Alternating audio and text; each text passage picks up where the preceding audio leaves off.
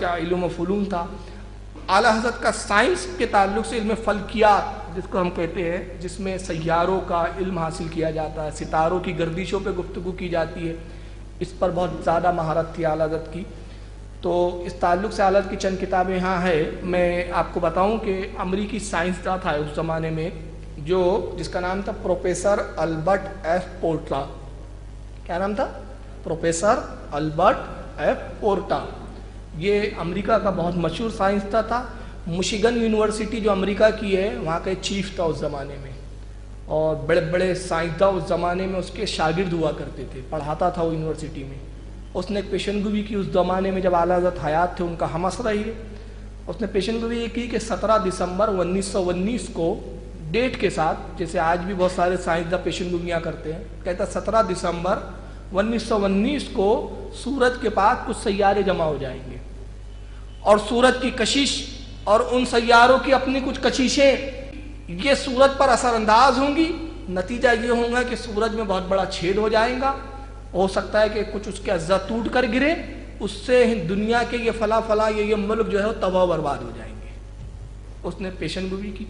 جب اس نے پیشن گوئی کی اور اس کے دلائل دیے تو اس زمانے کے بہت سارے سائنسداں جو امریکہ کے تھے اس کا انہوں نے ان کی حامی لائی تاکہ یہ پیشن گوئی بالکل درست ہے اور یہ ہو کر رہنے والا ہے۔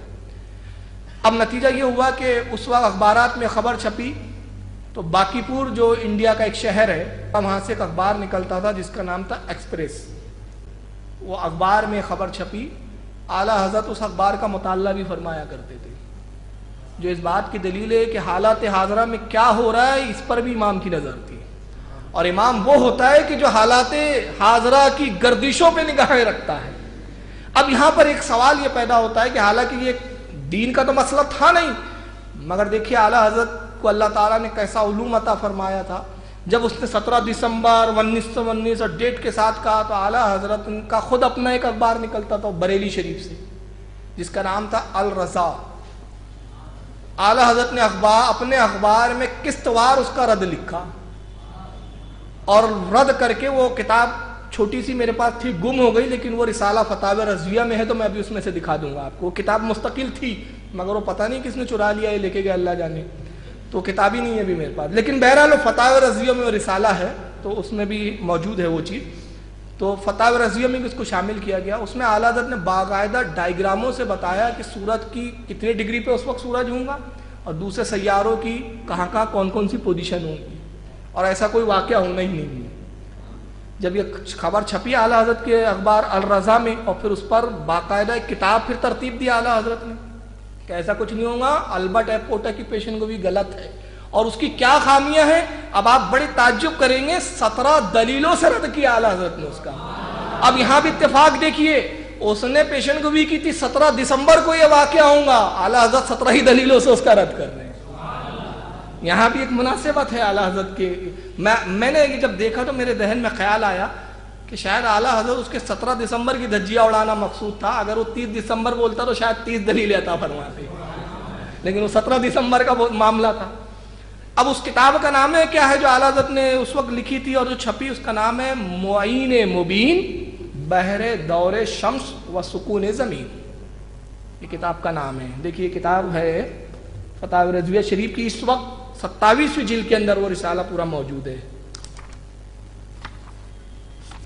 اس کے اندر موجود ہے وہ 27ویں جلد کے اندر فتاوی رضویہ شریف کی۔ یہ رسالہ آپ پڑھیں تو آپ کی روح خوش ہو جائیں گی کہ اعلیٰ حضرت نے اس میں سائنس کے اوپر کتنے دلائل دی۔ اس میں کوئی قرآن و حدیث کی بات نہیں ہے، سب سائنٹیفک دلیلیں ہیں۔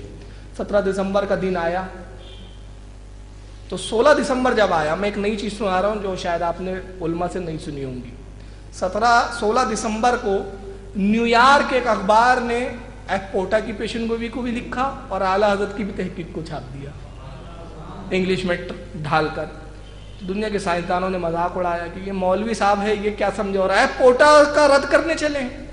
تو 16 دسمبر کو نیو یارک کے اس اخبار جس کا نام تھا، اس اخبار کا نام بھی ہے نیو یارک ٹائمز، اور وہ کون سا شمارہ ہے علماء نے بیان کیا، اب شمارہ تو ملتا نہیں ہے، میرے پاس ہے ہی نہیں، مگر پروفیسر مسعود صاحب کی کتاب میں میں نے اس کا حوالہ پڑھا تو یہ شمارہ 16 دسمبر 1919 عیسوی نیو یارک سے چھپتا تھا، نیو یارک ٹائمز، اس میں دونوں تھیوریاں اس نے چھاپ دیا۔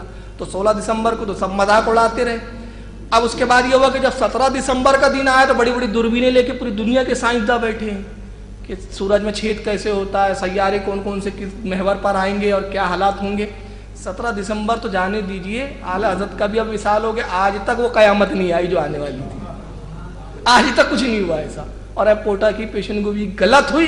18 دسمبر کو جب نیو یارک ٹائم چھپا تو اس میں اعلیٰ حضرت کی تعریف تھی، یہی صحیح ہے، مولانا کا ہی کال جو ہے صحیح تھا۔ تو اعلیٰ حضرت رضی اللہ تعالیٰ عنہ علم فلکیات پر اتنی مہارت رکھتے تھے کہ بیٹھے بریلی کی سرزمین پر، میں چوٹی چٹائی نہیں کہوں گا، مجھے جملہ اچھا نہیں لگتا کیونکہ ہمارا اعلیٰ حضرت جو ہے وہ شہنشاہ ولایت ہے، وہ ٹوٹی چٹائیوں پہ نہیں بیٹھتے تھے، ان کی گزرگاہ تو عرش اعظم ہوا کرتی تھی۔ وہ خود اپنی تعریف میں کہتے ہیں، میں کہتا ہوں اس میں رسول کی تعریف کے ساتھ ان کی اپنے بھی فضیلت وہ خود بیان کر رہے ہیں۔ کیا کہتے ہیں کہ عرش پر تازہ چھیڑ چھاڑ، فرش پہ طرفہ دھوم دھام، کان جدھر لگائیے تیری ہی داستان ہے۔